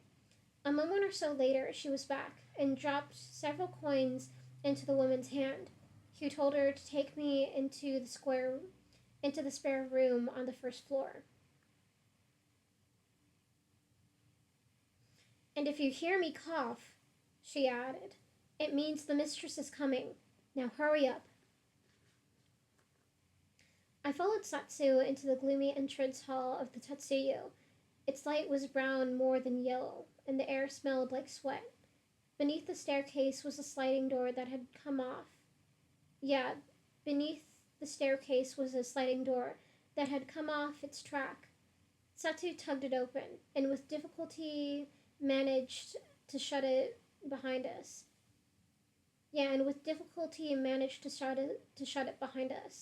We were standing in a tiny tatami room with only one window, covered by a paper screen. The light from outdoors was enough for me to see Satsu's form, but nothing of her features. Oh, Chio, she said, and then she reached up to scratch her face, or at least I thought she was scratching her face, for I couldn't see well. It took me a moment to understand she was crying. After this, I could do nothing to hold back my own tears. I'm so sorry, Satsu, I told her. It's all my fault. Somehow or other, we stumbled toward each other in the dark until we were hugging. I found that all I could think about was how bony she'd grown. She stroked my hair in a way that made me think of my mother, which caused my eyes to well up so much I might as well have been underwater.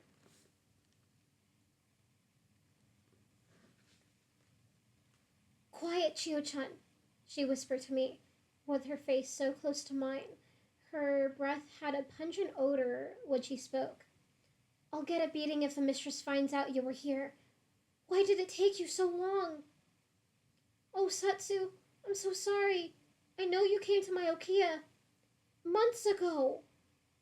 The woman you spoke with there is a monster. She wouldn't give me the message for the longest time.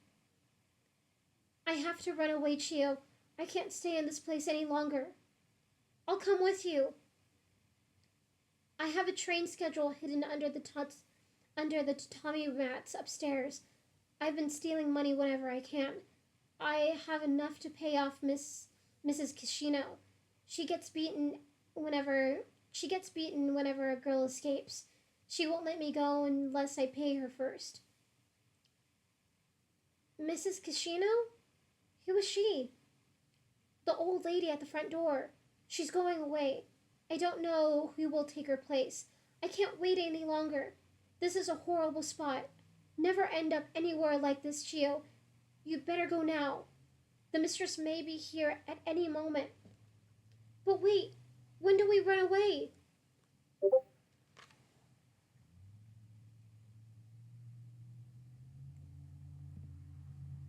Thanks. I hate the beating economy. Yep.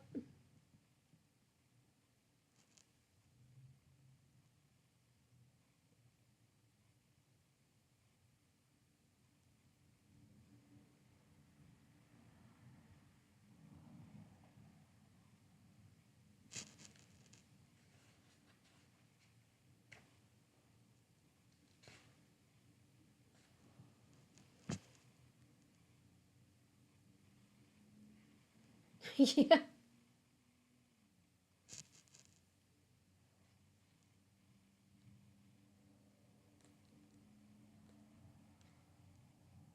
But wait, when do we run away? Wait in the corner there and don't say a word. I have to go upstairs. I did as she told me. While she was gone, I heard the old woman at the front door greet a man, and then his heavy footsteps ascended the stairs over my head. Soon someone came down again hurriedly and the door slid open. I felt panicked for a moment, but it was only Satsu looking very pale. Tuesday. We'll run away Tuesday. Yeah, we'll run away Tuesday night. Yeah, we'll run away Tuesday late at night, 5 days from now. I have to go upstairs, Chio. A man has come for me. But wait, Satsu, where will we meet? What time? I don't know. 1 in the morning. But I don't know where. I suggested we meet near the Minamisa Theater, but Satsu thought it would be too easy for people to find us. We agreed to meet at a spot exactly across the river from it. I have to go now, she said. But Satsu, what if I can't get away? Or what if we don't meet up? Just be there, Chio. I'll only have one chance. I've waited as long as I can. You have to go now before the mistress comes back. If she catches you here, I may never be able to run away. There were so many things I wanted to say to her, but she took me out into the hallway and wrenched the door shut behind us. I could have watched her go up the stairs, but in a moment the old woman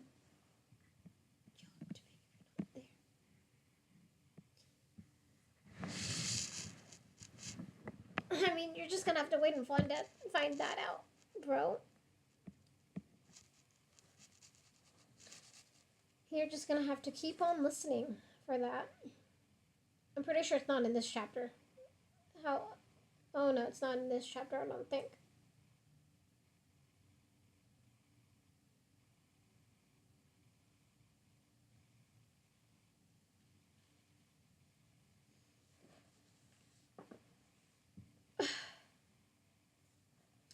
Yeah, there were so many things I wanted to say to her. Uh, but she took me out into the hallway and wrenched the door shut behind us. I could have watched her go up the stairs, but in a moment the old woman from the doorway had taken me by the arm and pulled me out into the darkness of the street. I ran back from Miwagawa-cho and was relieved to find the Okia was as quiet as I'd left it. I crept inside and knelt in the dim light of the entrance hall, dabbing the sweat off my forehead and neck with the sleeve of my robe and trying to catch my breath. I was just beginning to settle down, now that I'd succeeded in not getting caught. But then I looked at the door to the maid's room and saw that it stood open a bit, just wide enough to reach an arm, just wide enough to reach an arm through, and I felt myself go cold. No one ever left it that way, except in hot weather. It was usually closed all day. Yeah, except in hot weather, it was usually closed all the way. Now, as I watched it, I felt certain I heard a rustling sound from within. I hoped it was I hoped it was a rat, because if it wasn't a rat, it was Hatsumomo and her boyfriend again. I began to wish I hadn't gone to Miwagawa-cho. I wished it so hard that if it I wished it so hard that if such a thing had been possible, I think time itself would have begun to run backward, just from the source of all my wishing. I got to my feet and crept down onto the dirt corridor, feeling dizzy from worry, and with my throat as dry as a patch of dusty ground. When I reached the door of the maid's room, I brought my eye to the crack to peer inside. I couldn't see well, because of the damp weather. Yoko had let the charcoal. Yeah, because of the damp weather, Yoko had lit charcoal earlier that evening in the brazier set, into the floor. Only a faint glow remained, and in that dim light, something small and pale was squirming. I almost let out a scream when I saw it, because I was sure it was a rat, with its head bobbing around as it chewed at something. To my horror, I could even hear the moist smacking sounds of its mouth. It seemed to be standing on top of something. I couldn't tell what. Stretching out toward me were two bundles of what I thought Yeah, stretching out toward me were two bundles of what I thought were probably rolled up fabric, which gave me the impression it had chewed its way up between them, spreading them apart as it went. It was eating it was eating something Yoko must have left there in the room. I was just about to shut the door, for I was frightened it might run out into the corridor with me, when I heard a woman's moan. Then suddenly, from beyond where the rat was chewing, a head raised up again. Yeah, then suddenly, from beyond where the rat was chewing, a head raised up, and Hatsumomo was looking straight at me. I jumped back from the door. What I thought were bundles of rolled up fabric were her legs, and the rat wasn't a rat at all. It was her boyfriend's hand. Yeah, it was her boyfriend's pale hand protruding from his sleeve. "What is it?" I heard her boyfriend's voice say. "Is someone there?" "It's nothing," Hatsumomo whispered. "Someone's there." "No, it's no one at all," she said. Big oops. Oh, yeah. Big oops. "No, it's no one at all," she said. "I thought I heard something, but it's no one." There was no question in my mind Hatsumomo had seen me, but she apparently didn't want her boyfriend to know. I hurried back to kneel in the hallway. I hurried back to kneel in the hallway, feeling as shaken as if I'd almost been run over by a trolley. I heard groans and noises coming from the maid's room for some time, and then they stopped. When when Hatsumomo and her boyfriend finally stepped out into the corridor, her boyfriend looked right at me. "That girl's in the front hall," she said. "She wasn't there when I came in." "Oh, don't pay her any attention. She was a bad girl tonight and went out of the Okia when she wasn't supposed to. I'll deal with her later." "So there was someone spying on us. Why did you lie to me?" "Koichi-san," she said, "you're in such a bad mood tonight." You aren't the least surprised to see her. You knew she was there all along. Hatsumomo's boyfriend came strutting up from the front entrance hall and stopped to glare at me before stepping down into the entryway. I kept my eyes to the floor, but I could feel myself blush a brilliant red. Hatsumomo rushed past me to help him with the shoes.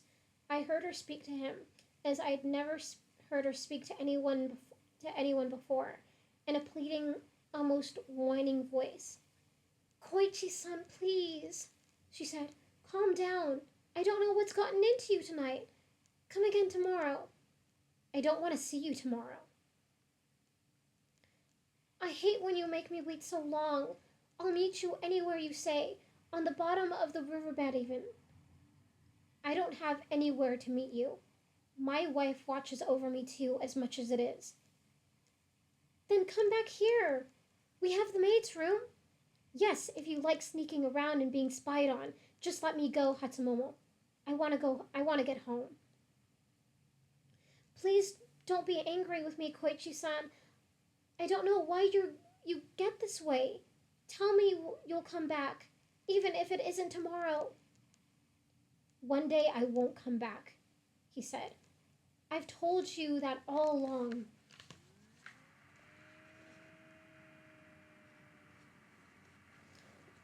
I heard the outside door roll open, and then it closed again. After a time, Hatsumomo came back into the front entrance hall and stood peering down the corridor at nothing. Finally, she turned to me and wiped the moisture from her eyes. Well, little Chio, she said. You went to visit that ugly sister of yours, didn't you?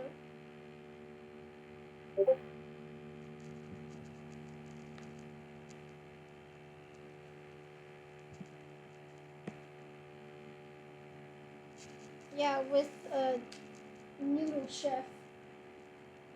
A married noodle chef, as it is. I gotta plug in my thing.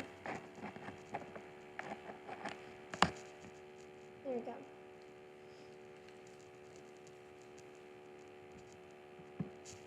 Well, I don't think she's the most famous, but she is, like, pretty...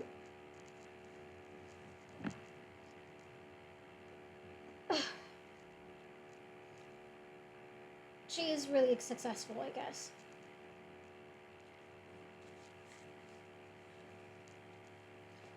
Yeah.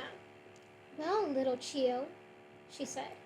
Did you went to visit that ugly sister of yours, didn't you? Please, Hatsumomo-san, I said. And then you came back here to spy on me. Hatsumomo said this so loudly, she woke one of the elderly maids, who propped herself on her elbow to look at us. Hatsumomo shouted at her, Go back to sleep, you stupid old woman. And the maid shook her head and lay back down again. Hatsumomo-san, I'll do whatever you want me to do, I said. I don't want to get in trouble with mother. Of course you'll do whatever I want you to do. That isn't even a subject for discussion, and you're already in trouble. I had to go out to deliver your shamisen. That was more than an hour ago. You went to find your sister and you made plans to run away with her. Do you think I'm stupid? And then you came back here to spy on me? Please forgive me, I said. I didn't know it was you there. I thought it was... I wanted to tell her I thought I'd seen a rat, but I didn't think she'd take it kindly. She peered at me for a time, then went upstairs to her room. She came back down. She was holding something in her fist. You want to run away with your sister, don't you? She said. I think that's a fine idea. The sooner you're out of the Okia, the better for me. Some people think I don't have a heart, but it isn't true. It's touching to imagine you and that fat cow going off to try to make a living someplace, all alone in the world. The sooner you're out of here, the better for me. Stand up. I stood. though I was afraid of what she was going to do to me. Whatever she was holding in her fist, she wanted to tuck beneath the sash of my robe. But when she stepped toward me, I backed away.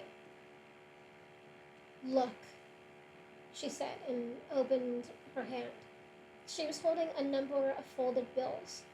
More money than I'd ever seen, though I don't know how much. "I've brought this from my room for you. You don't need to thank me. Just take it. You'll repay me by getting yourself out of Kyoto, so I'll never have to see you again." Auntie told me never to trust Hatsumomo, even if she offered to help me. But when I reminded myself how much Hatsumomo hated me, I understood that she wasn't really helping me at all. She was helping she was helping herself to be rid of me.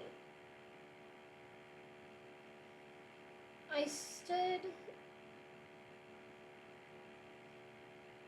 I stood still as she reached into my robe and tucked the bills under my sash. I felt her glassy nails brushing against my skin. She spun me around to retie the sash so the money wouldn't slip.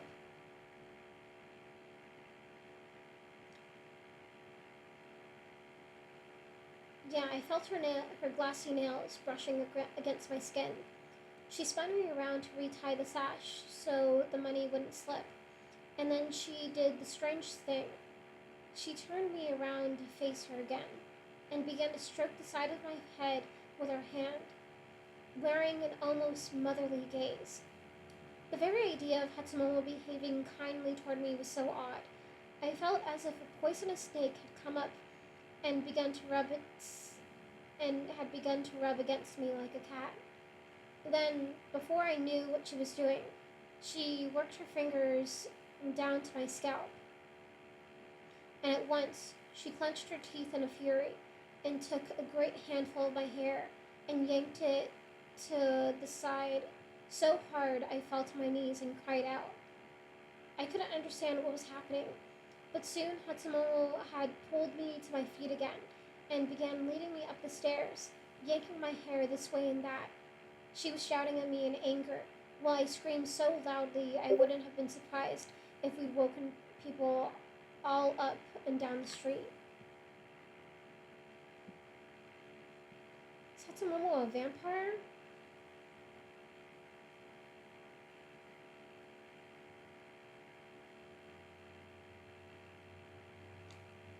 No.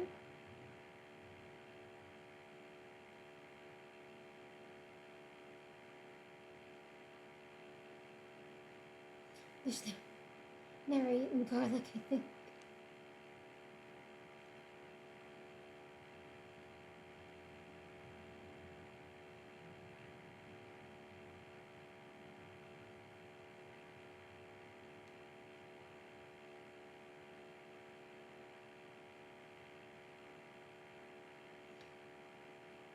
No, she did not. She. Let me read this again. Yeah, let me read it again because you're. She. No, she just clenched her teeth. Let me say this again. The very idea of Hatsumomo behaving kindly toward me was so odd. I felt as if a poisonous snake had come up and begun to rub against me like a cat. Then, before I knew what she was doing, she worked her fingers down to my scalp, and all at once, she clenched her teeth in fury and took a great handful of my hair and yanked it to one side so hard I fell to my knees and cried out. I couldn't understand what was happening, but soon Hatsumomo had pulled me to my feet again and began leading me up the stairs, yanking my hair this way and that. She was shouting at me in anger, while I screamed so loudly I wouldn't have been surprised if we'd woken people all up and down the street.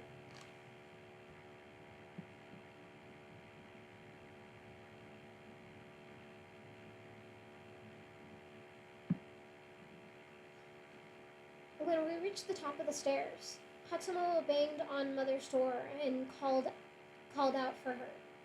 Mother opened it very quickly, tying her sash around her middle and looking angry.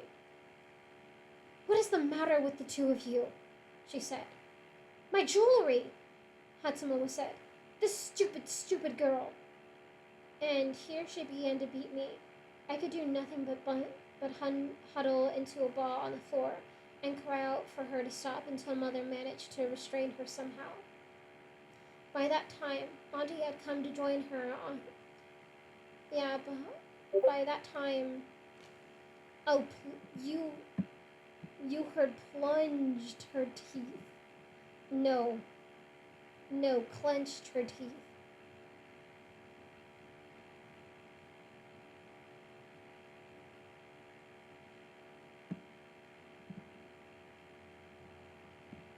Nah, this isn't that kind of book.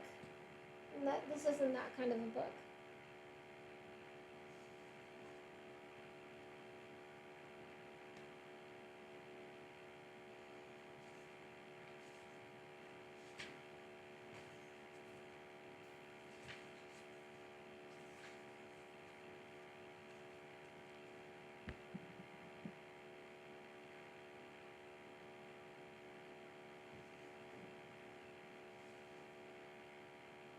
Uh, uh, uh.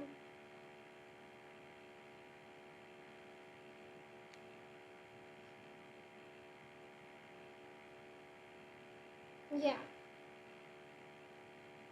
Yeah, by that time, Auntie had come to join her on the landing. Oh, Mother, Hatsumomo said. On my way back to the Okiya this evening, I thought I saw little Chio at the end of the alleyway talking to a man. I didn't think anything of it because I knew it couldn't be her. She isn't supposed to be out of the Okiya at all. But when I went up to my room, I found my jewelry box in disarray and rushed back down just in time to see Chio handing something over to the man. She tried to run away, but I caught her. Mother was perfectly silent a long while, looking at me.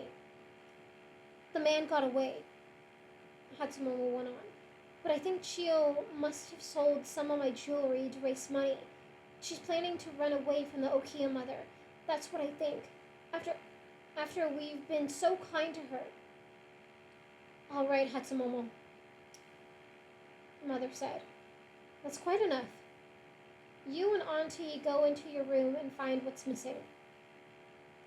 The moment I was alone with Mother, I looked up at her from where I knelt on the floor and whispered, Mother, it isn't true. Hatsumomo was in the maid's room with her boyfriend. She's angry about something and she's taking it out on me. I didn't take anything from her. Mother didn't speak. I wasn't even sure she heard me. Yeah, I wasn't even sure she'd heard me. Soon, Hatsumomo came out and said she was missing a brooch used for decorating the front of an obi. My emerald brooch! Yeah, my emerald brooch, Mother! She kept saying and crying just like a fine actress. She sold my emerald brooch to that horrible man. It was my brooch. Or brooch? No. It's...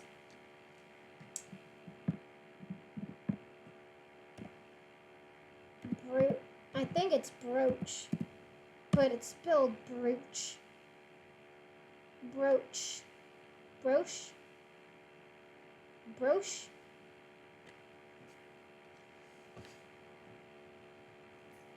Even now I have hard times with words.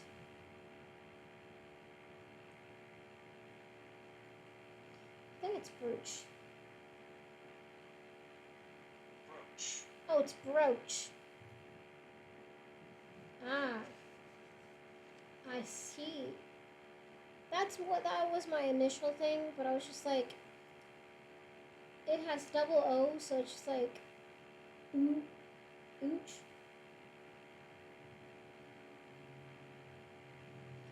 Cool.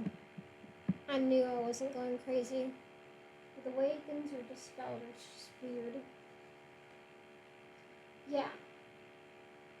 Mother didn't speak. I wasn't even sure she'd heard me. Soon, Hatsumomo came out and she said she was missing a brooch used for decorating the front of an obi. My emerald brooch, Mother, she kept saying and crying just like a fine actress. She sold my emerald brooch to that horrible man. It was my brooch. Who does she who does she think she is to steal such a thing from me? Search the girl, Mother said. Once when I was a little child of 6 or so, I watched a spider spinning its web in a corner of the house. Before the spider had even finished its job, a mosquito flew right into the web and was trapped there. The spider didn't pay any attention at first, but went on with what it was doing. Only when it was finished did it creep over on its pointy toes and sting that poor mosquito to death. As I sat there on that wooden floor and watched Hachimomo, yeah, as I sat there on that wooden floor and watched Hatsumomo coming, as I sat there on that wooden floor and watched Hatsumomo come reaching for me with her delicate fingers, I knew I was trapped in a web she had spun for me. I knew I was trapped in a web she had spun for me. I could do nothing to explain the cash I was carrying beneath my sash. When she drew it out, Mother took it from her hand and counted it.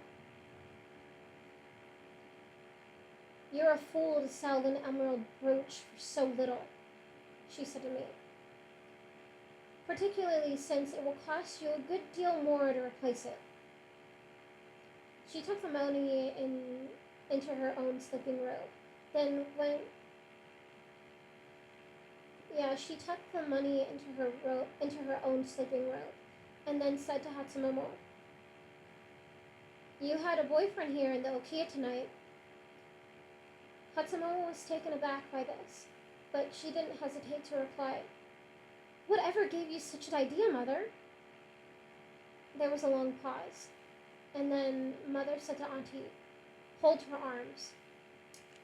Auntie took Hatsumomo by the arms and held her from behind, while Mother began to pull open the seams of Hatsumomo's kimono at the thigh. I thought Hatsumomo would resist, but she didn't. She looked at me with cold eyes as Mother gathered up the koshimaki and pushed her knees apart. Then Mother reached up between her legs, and when her hand came out again, her fingertips were wet. She rubbed her thumb and fingers together for a time, and then smelled them. After this, she drew her hand back and slapped Hatsumomo across the face, leaving a streak of moisture.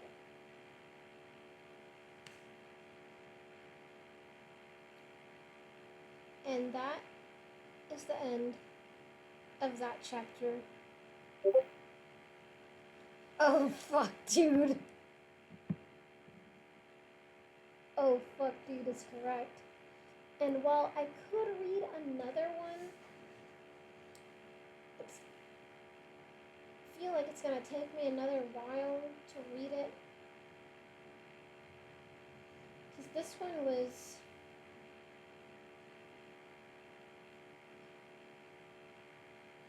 about the same in page length, and I'm just like, I don't want to take an hour to read this. So I'm gonna stop there, and I will read tomorrow. Yeah. But yes, thank you so much for listening.